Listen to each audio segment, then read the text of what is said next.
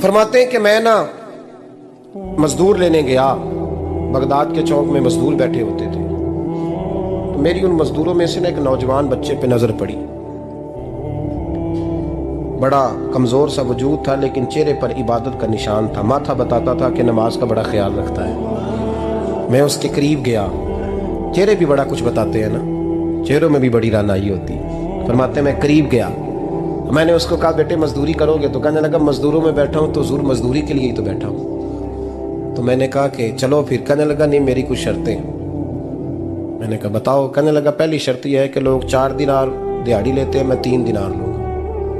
میں نے کہا یار بھائی تو بڑی بہترین ہے، باقی بھی اس طرح کی رکھ لے۔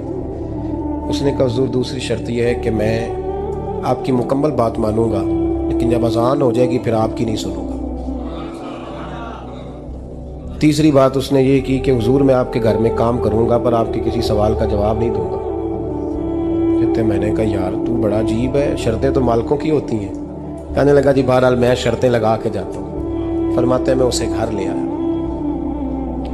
کام میں نے اس کو بتایا تو جو کام مزدور سارے دن میں کرتا ہے نا اس نے 2 گھنٹے میں ہی کر دیا۔ ہمارے مزدور سگریٹ پینے میں بھی تو آدھا گھنٹہ لگاتے ہیں، وہ چائے پینے جائیں تو پونا گھنٹہ وہاں۔ ان کو بھی تو دیانتداری کرنی چاہیے کہ نہیں کرنی چاہیے؟ نے معاہدہ کیا ہے نا جی تو پورا اترنا چاہیے نا۔ کہتے 2 گھنٹے میں۔ اب کام جب بندہ شروع کراتا ہے تو کام اور نکل آتا ہے۔ کہتے کام میں نے اس کو اور بتا دیا، وہ کرنے لگا۔ اس نے مٹی نکال کے رکھی تھی باہر رستے میں، تو اذان ہو گئی زور کی، اس نے وہیں کدال چھوڑی کہی اور چلنے لگا۔ تو میرا بیٹا کہنے لگا اس کو ذرا برابر کر دو۔ کہنے لگا چپ کر جا، تیرے باپ سے بات ہوئی تھی، جب اذان ہوتی ہے تو میں کسی اور کی نہیں سنتا، صرف اللہ رسول کی سنتا ہوں۔ کہتے ہیں مسجد چلا گیا، نماز پڑھ کے آیا تو دوپہر کا وقت تھا۔ میری بیوی کہنے لگی اس کو کھانا کھا لے۔